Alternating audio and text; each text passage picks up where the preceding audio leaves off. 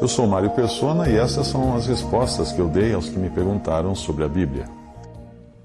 Você escreveu em dúvida se deve ou não deixar o lugar onde costuma se congregar. Segundo você, à medida que os anos foram passando, você foi notando cada vez mais incoerências na prática dos irmãos quando comparadas com a palavra de Deus. Segundo você, existe uma liderança de homens que claramente divide os irmãos entre clero e leigos, estes últimos sujeitos a não questionarem as decisões dos líderes. Apesar de não existir uma denominação, você decidiu sair e visitar outra congregação, também sem denominação, e acabou reparando que existiam os mesmos problemas. O fato de um grupo dizer que está congregado em nome do Senhor somente, não é garantia de que isso ocorra de verdade. Não basta se congregar, é preciso que estejam congregados pelo Espírito. Isso demanda que o senhorio de Cristo seja reconhecido e a palavra de Deus seja obedecida naquilo que se refere ao modo como congregar. Obedecida em tudo, é claro, mas em especial ao modo como congregar, porque é esse o assunto que está sendo tratado ali. Existem muitos grupos que se dizem reunir somente ao nome do Senhor, mas nem sempre é o que acontece. Quando não são apenas denominações sem nome, com um pastor à frente, e banda e uma série de coisas, podem ser grupos que se originaram de pecados e divisões ocorridas no passado entre os irmãos reunidos somente ao nome do Senhor. Quando o pecado entra e permanece não julgado em um testemunho, a presença do Senhor sai. Eu devo alertá-lo, porém, que se você pensa em sair de onde está por causa dos irmãos que estão ali, então acabará indo reunir em algum outro lugar por causa dos irmãos que estarão lá, o que acabará dando na mesma. O seu interesse parece estar mais na comunhão com os irmãos, na amizade, no amor, no respeito mútuo, do que outra coisa. Tudo isso é muito bom, mas ainda não é o motivo pelo qual nós devemos congregar. O único motivo deve ser o Senhor, porque quando é o Senhor que está no meio de onde nós estamos congregados, ainda que existam falhas nos irmãos, nós continuaremos em comunhão com o Senhor e o motivo de estarmos congregados continuará sendo o Senhor no meio dos 2 ou 3 congregados ao seu nome. Alguns sinais, porém, algumas características podem indicar que o Senhor não está no meio, conforme ele prometeu, pois ele não iria compactuar com o erro. Alguns desses erros são, primeiro, ter um clero. Sim, o Senhor não vai estar no meio de pessoas congregadas com um clero.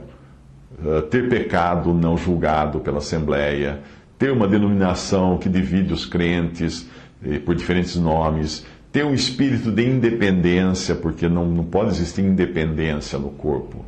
E outros detalhes também. Quando o Senhor prometeu estar no meio de 2 ou 3 congregados ao seu nome, ele não quis dizer que qualquer grupo de amigos que desejasse se reunir segundo suas próprias ideias garantiria a presença do Senhor no seu meio. Em uma empresa, para que uma reunião seja considerada uma assembleia da empresa, é necessário que alguns pré-requisitos sejam obedecidos ou atingidos, como, por exemplo, ter um presidente dirigindo a reunião, uma secretária escrevendo uma ata, a publicação dos resultados da reunião, os participantes submissos às ordens do presidente, etc. Se é assim numa empresa humana desse mundo, por que nós iríamos achar que qualquer bate-papo informal entre 2 ou 3 cristãos falando sobre a Bíblia seria uma reunião ao nome do Senhor e poderia contar com a sua presença? Não. Eu vou listar a seguir alguns tópicos que ajudarão você a julgar quando uma reunião não é ao nome do Senhor e, portanto, não poderá contar com a garantia da presença dele no meio. Eu sugiro que você confira cada um desses tópicos com a palavra de Deus, para ver se elas têm fundamento realmente. Esses tópicos, eu extraí do livro A Ordem de Deus, de autoria de Bruce Anstey, que você pode encontrar nos meus blogs, nos meus sites, e você fará bem se ler o livro inteiro, porque você pode até baixar de graça para o seu computador, para o seu tablet ou smartphone. Vamos aos pontos. Primeiro, existe um nome ou denominação além do nome de Jesus a identificar aqueles cristãos de um modo que os torna distintos de outros irmãos. Os versículos bíblicos que condenam essa prática são 1 Coríntios 1:10, 3:3, 11:18 a 19, Mateus 18:20 e 1 Coríntios 5:4. Outro ponto, existe um templo, geralmente chamado de igreja, e outros elementos que são claramente do judaísmo e não são encontrados na doutrina dos apóstolos, como altar, santíssimo lugar, vestes eclesiásticas, objetos santificados e muitas outras coisas que o apóstolo exortou os cristãos a abandonarem e a saírem fora do arraial do judaísmo. Hebreus 10, 19 a 20, 13, 13, João 4, 23 a 24. Existem símbolos e objetos de adorno que substituem os elementos judaicos por elementos de tradição cristã, mas sem qualquer fundamento na doutrina dos apóstolos, como torres de igrejas, sinos, cruzes, incensários, etc. Existe um homem ou uma mulher dirigindo as reuniões, suprimindo o papel do Senhor por meio do Espírito Santo, que é o único que deveria estar fazendo isso. Filipenses 3, versículo 3, João 4, 24, João 16, de 13 a 15. Tente encontrar algum dirigente humano nas instruções dadas em 1 Coríntios 14, 26 em diante, que começa dizendo assim: que fazei, pois, irmãos, quando vos congregais, cada um de vós tem, etc, etc, etc. Veja também 1 Coríntios 12, 11 e Filipenses 3, 3. Não existe um dirigente humano numa reunião de irmãos congregados ao nome do Senhor. Outro ponto que você vai encontrar de erro é que existe uma programação pré-definida, estipulando quem vai falar, o que vai falar, quem vai cantar, o que vai cantar, etc. Portanto, sem a dependência do Senhor, que por meio do Espírito deveria escolher quem ele quisesse para trazer o que estivesse na programação de Deus e não na programação dos homens. Pois somente Deus sabe do que aquela congregação precisa naquele momento. Alguns grupos que se dizem congregados ao nome do Senhor Jesus chegam a ter um estudo previamente impresso e enviado por sua sede a todas as congregações do mundo para estudarem a mesma mensagem no mesmo dia. O catolicismo também faz assim, com folhetos entregues na entrada dos cultos. Um outro ponto, existe uma adoração ou louvor que não é de toda a congregação, mas apenas de um coral, de uma banda, de um grupo de cantores ou músicos, ou de um cantor só, enquanto os outros apenas assistem como se fosse um show musical. Em alguns lugares, são contratadas celebridades até que recebem cachê para dar testemunhos. Outro ponto de erro, existem instrumentos musicais usados na adoração como se o Espírito de Deus em cada crente não fosse suficiente para elevar um louvor a Deus. E aí, nesses lugares, o que se faz é que o louvor se torne mecânico e dependente de tecnologia, energia elétrica, ao invés de necessitar apenas de corações gratos, elevando suas vozes em adoração, como fala em Atos 17, 24 e 25. Outro ponto, outro erro, existem orações decoradas ou lidas em livros de oração, as quais caracterizam as vãs repetições que o Senhor claramente condenou em Mateus 6, de 6 a 8, Tiago 5, 16, Salmo 62, 8.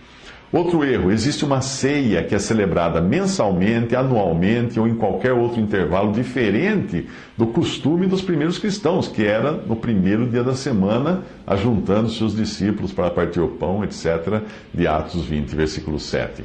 Outro erro, existem mulheres falando, pregando ou ensinando publicamente em desobediência clara à ordem do Espírito de que as mulheres permaneçam caladas nas igrejas, como ensina 1 Coríntios 14, 34 a 38, 1 Timóteo 2, de 11 a 12. Existem mulheres, outro erro, existem mulheres orando e profetizando ou ministrando a palavra com a cabeça descoberta, ao contrário do que ensina 1 Coríntios 11, de 1 a 16. Outro erro, o ministério da palavra fica restrito àqueles que ocupam determinados cargos, como pastor ou ministro, sem liberdade para que o Espírito Santo use os dons conforme lhe apraz, como ensina 1 Coríntios 12, versículo 6, versículo 11, 1 Coríntios 14, versículo 24, versículo 26 e 31. Outro erro, os ministros são ordenados por uma comissão de homens ou formados em uma escola de teologia para poderem ministrar, numa clara desobediência à instrução do Espírito Santo em 1 Coríntios 14, 31, que diz: porque todos podeis profetizar, uns depois dos outros, para que todos aprendam e todos sejam consolados. Outro erro, Existem títulos honoríficos para identificar as pessoas à maneira do mundo, como o mundo faz. O mundo gosta de usar doutor, professor, etc. Títulos como pastor, reverendo, padre, sendo o título pastor identificado como dirigente da congregação e não como um dentre os muitos dons que a Bíblia mostra. E o título reverendo, é um título que só cabe a Deus. Efésios 4:11, Jó 32, de 21 a 22 e Mateus 23, de 7 a 12. Outro erro é praticado o dízimo, um costume claramente relacionado à lei dada a Israel, quando o ensino para a igreja foi de coletas da doutrina dos apóstolos, as quais não eram para assalariar algum pastor, mas para as necessidades dos próprios santos. Levítico 27, 32 e 34, Números 18, 21 a 24, 3 João 7. Outro erro, o ensino vem da igreja, organização, e não dos dons, como é claramente demonstrado na Bíblia. Em Atos 11, 26, Romanos 12, 7, Apocalipse 2, 7, 11, 17, 29, Apocalipse 3, versículo 6, 3, versículo 13, versículo 22 e 1 Tessalonicenses 5, versículo 27. Outro erro, o pecado não é julgado, ou esse julgamento é feito apenas com pessoas menos proeminentes, enquanto os líderes, pastores ou aqueles que trazem um dízimo mais poupudo são poupados de qualquer julgamento por parte da Assembleia. Em alguns lugares, quando é o pastor quem está envolvido em pecado, a organização simplesmente o transfere para um lugar que ninguém o conheça. 1 Coríntios 5 deixa muito clara a responsabilidade da Assembleia em julgar o mal e excomungar ou excluir da comunhão aqueles que caíram em pecado. 1 Coríntios capítulo 5. Como você pode ver, não basta apenas a boa intenção de um grupo de cristãos para se declararem congregados ao nome do Senhor. O Senhor não irá compactuar com práticas que são claramente contrárias ao ensino do Espírito Santo na sua palavra. Portanto, não se pode contar com essa presença a menos que exista um exercício sincero de se buscar na palavra de Deus como fazer as coisas e não simplesmente acatar a tradição de décadas ou séculos de religião humana. Quando o Senhor Jesus convidou os discípulos a celebrarem a Páscoa juntos, ele deu instruções bem específicas. Entrar na cidade, seguir um homem com um cântaro, chegar a uma casa, perguntar pelo cenáculo mobiliado, aguardar ali que ele se colocaria no meio deles. Naquele dia, praticamente em cada casa de Jerusalém haveria pessoas celebrando a Páscoa judaica. E os discípulos poderiam ter ido parar em qualquer uma se eles não tivessem seguido as instruções. Hoje, há muitos lugares onde os homens criaram ao seu bel prazer reuniões, mas o cristão sincero deve fazer ao Senhor e à palavra de Deus a mesma pergunta que os discípulos fizeram: Senhor, onde queres que a preparemos? Lucas, capítulo 22.